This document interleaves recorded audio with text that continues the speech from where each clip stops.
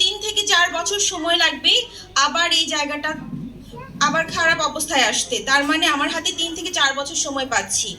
Baby skin হয়ে যায়। Baby skin বলতে কি বোঝান আপনারা? বাচ্চাদের স্কিনের কি থাকে? সফট থাকে, স্মুথ থাকে আর গ্লোয়িং থাকে, ময়েশ্চার থাকে, টান টান থাকে। অ্যাকচুয়ালি না, টান টান থাকে। সেম এই মেশিনের কাজ হচ্ছে স্কিনটাকে টান টান করে ফেলা। এবং আরো কিছু, যেমন লেজার লাইট। লেজারের কাজ কি? স্কিনের অনেকগুলো প্রবলেম হয়, যেমন কোলাজেন নেমে যায়। কোলাজেন, প্রত্যেকের ফেসে কোলাজেন থাকে। বয়স বাড়ার সাথে সাথে কোলাজেনটা কি হয়, নাই হয়ে যায় নাকি নিচের দিকে নামতে থাকে? নিচের দিকে নামতে থাকে।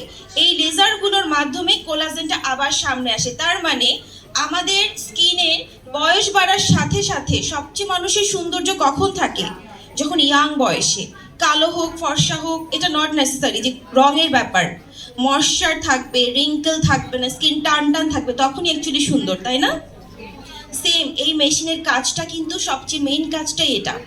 আমি এখন একজনকে ও সে আমাকে এখন আমি যা বলেছি তা বলতে হবে। কে বলতে পারবেন বলেন তো?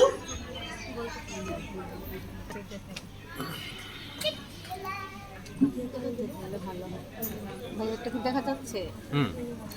সৌরভ ভাই,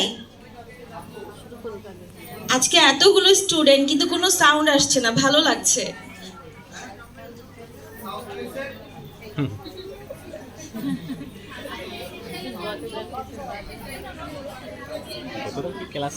রেডিও ফ্রিকোয়েন্সি, এই মেশিনটার অনেকগুলো নাম, শুধু আরএফ না।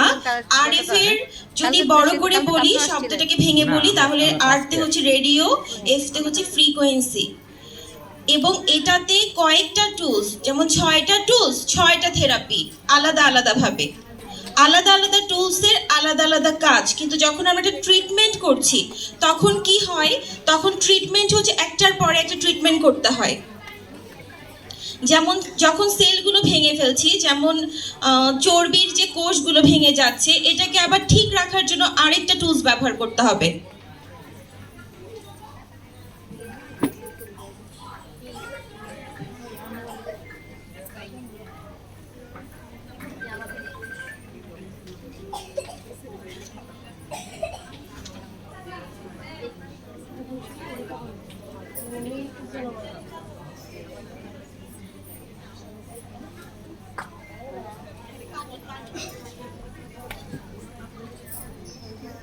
আপনাদের মধ্যে থেকে কেউ আসবে?